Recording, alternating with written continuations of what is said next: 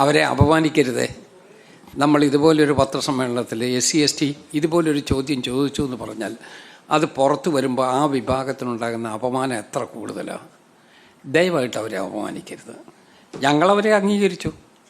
ഞങ്ങൾ അംഗീകരിക്കാൻ കാര്യം എന്താ, അവരെ നല്ല എഫിഷ്യൻ്റാണ്, കാര്യങ്ങൾ ചെയ്യാൻ നല്ല കാര്യഗൗരവമുള്ള ആളുകളാണ്. അവരുടെ സേവനം പൂർണ്ണമായി മുനിസിപ്പാലിറ്റിക്ക് ഗുണം ചെയ്യും എന്നുള്ളത് കൊണ്ടാണ്. എന്നിട്ട് അവരെ അപമാനിക്കരുത്. നമ്മളതൊരു മെറിറ്റോറിയസ് ആയിട്ടല്ലേ ഇതൊക്കെ നോക്കേണ്ടത്. വേറെ എന്തെങ്കിലും ഉണ്ടോ?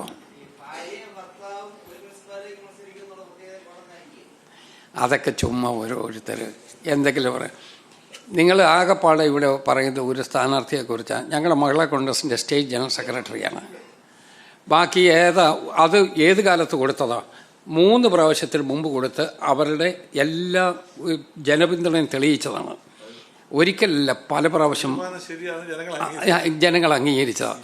പിന്നെന്തിനാ അത് പിന്നെയും വെറുതെ കുത്തിപ്പൊക്കുന്നത്? ഞാനത് കൗണ്ടർ ചോദ്യം ചോദിക്കുന്നില്ല. അത് വെറുതെ എന്തിനാ അവരുടെ ഒരു ആക്ഷേപിക്കാൻ? നമ്മളതൊന്നും ആക്ഷേപിക്കാനായിട്ട് ശ്രമിക്കുന്നില്ല. എന്തേ ഒക്കെ ഉണ്ടാകും. അവർ 2 എഫിഷ്യൻ്റ് ആണെങ്കിൽ അവർ നിൽക്കട്ടെ, നമുക്ക് കുഴപ്പമൊന്നുമില്ല. നമുക്കെന്താ വിഷമം? എന്തോ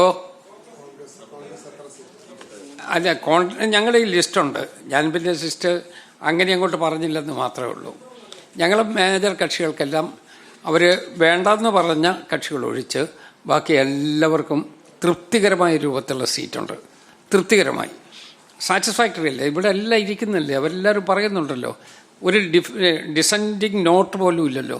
എല്ലാവരും തൃപ്തികരമായിട്ടാണ് എടുക്കുന്നത്.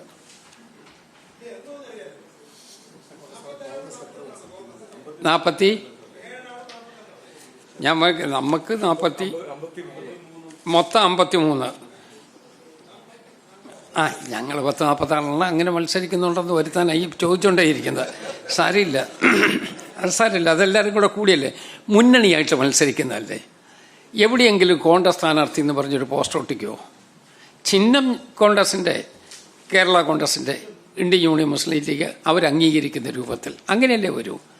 അതല്ലാതെ ഇതല്ല ഇന്ന പാർട്ടിയുടെ സ്ഥാനാർത്ഥി ഒന്നുമല്ല. ഞങ്ങളുടെ മുന്നണിയുടെ സ്ഥാനാർത്ഥി, ഞങ്ങളുടെ മുന്നണി ഒരു കുടുംബമാണ്. അതെ, ഞങ്ങളുടെ മുന്നണി ഒരു കുടുംബമാണ്. അതാണ് ഈ മുന്നണിക്കകത്ത് നല്ല ഐക്യം ഇവിടെ ഉണ്ടെന്ന് ഞങ്ങൾ പറയാൻ കാരണം. നല്ല ഐക്യമാണ്, അതിനെക്കുറിച്ചൊന്നും തർക്കമില്ല. എങ്ങനെ അവരെ ഘടകകക്ഷികൾക്ക് വലിയ സംശയം. അതുകൊണ്ടാണ് ഇന്ത്യൻ കമ്മ്യൂണിസ്റ്റ് പാർട്ടിക്ക് എത്ര കൊടുക്കും എന്ന് കേരള കോൺഗ്രസ് മാണി ഗ്രൂപ്പ് നോക്കുന്നുണ്ട്. മാണി ഗ്രൂപ്പിന് എത്രയാണ് എന്നുള്ളത് ഇവരും നോക്കുന്നുണ്ട്. അപ്പോൾ അവർക്ക് ഈ സംഖ്യ പറയാതിരിക്കാൻ നിവൃത്തിയില്ല. ഞങ്ങൾക്ക് അങ്ങനെ സംഖ്യ അല്ലല്ലോ, മനസ്സല്ലേ ഏറ്റവും പ്രധാനപ്പെട്ടത്. ഞങ്ങളുടെ ഐക്യം മനസ്സുകൊണ്ടുള്ള ഐക്യം. ഞങ്ങളങ്ങനെ മോൾഡ് ചെയ്തിരിക്കുന്നൊരു മുന്നണിയാണ്. ആ മുന്നണിക്കകത്ത് ഇങ്ങനെ ചിന്ന കാര്യങ്ങൾ പറഞ്ഞ ഒരു തർക്കവും ഇല്ല. എന്തെങ്കിലും ഉണ്ടെങ്കിൽ പറഞ്ഞതെല്ലാം പരിഹരിക്കും. എന്നിട്ട് ഒരുമിച്ച് നിങ്ങളുടെ മുമ്പിൽ വരികയും ചെയ്യും. അതെ, അത് തന്നെയാണ് ഞാൻ പറഞ്ഞത്. അതാണ് അവരുടെ പ്രധാനപ്പെട്ട പ്രശ്നം. അത് മാത്രമല്ല പ്രശ്നം, അറിയപ്പെടുന്ന പ്രശ്നങ്ങളും അറിയപ്പെടാത്ത പ്രശ്നങ്ങളും ഉണ്ട്. അറിയപ്പെടാത്ത പ്രശ്നങ്ങൾ കുറച്ച് കഴിയുമ്പോഴേ പുറത്തോട്ട് വരും. ഇപ്പം ചിലപ്പോൾ അറിയപ്പെടുന്ന പ്രശ്നങ്ങൾ മാത്രമേ പുറത്തു വരൂ.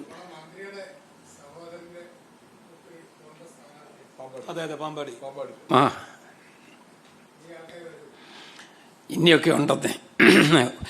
ആളിനെ പിടിക്കുമെന്ന് ഇങ്ങനെ പരസ്യമായിട്ട് പ്രഖ്യാപിച്ചുകൊണ്ടാണോ പോകുന്നത്? വരട്ടെ, ഞങ്ങളുടെ ആദർശത്തോട് യോജിക്കുന്ന ആളുകളുണ്ടെങ്കിൽ അവരുമായിട്ട് ഞങ്ങൾ ഒരുമിച്ച് പോകും. ഇതൊരു ഞങ്ങളുടെ ഒരു പൊതു പരിപാടിയില്ലേ, ആ പരിപാടിയോടുള്ള യോജിപ്പുള്ള ആരൊക്കെ ഉണ്ടായാലും ഞങ്ങൾ അവരുമായിട്ട് പോകും. പക്ഷേ ഇപ്പം ഞങ്ങൾക്ക് ഇതാണ് ഞങ്ങളുടെ ലിസ്റ്റ്.